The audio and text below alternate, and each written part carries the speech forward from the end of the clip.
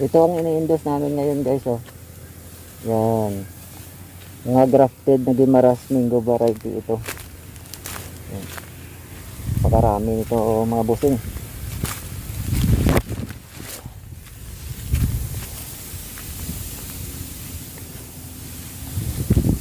Yan. So gamit namin 6 na kilo na calcium nitrate at saka hinaluan na namin ng gold na insecticide.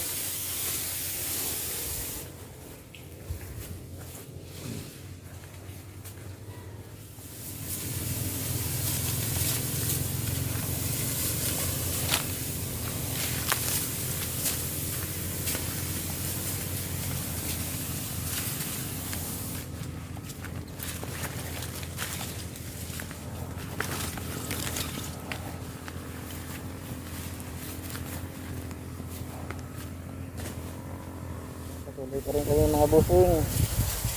So past 3 PM na. Tuloy pa rin kami sa pag-i-spray. Yan, namin yung mga in-sprayan. Yan. Mula kaninang umaga. Pag-i-spray namin dito. Yan. Para ito sa buwan ng first week ng July siguro. First week ng July ang harvest natin. Labas loob ang pag-spray namin kasi may halo ito na na insecticide para mapatay yung mga insekto na sa loob. Ayan.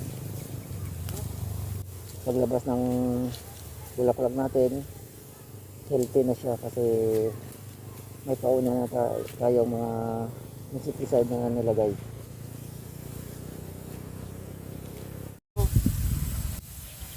So abang-abang na kayo mga busing kasi mag-upload ako dito sa mga susunod namin gagawin ng mga mag-spray dito sa kanyang first shot, second shot at saka sa tabaon.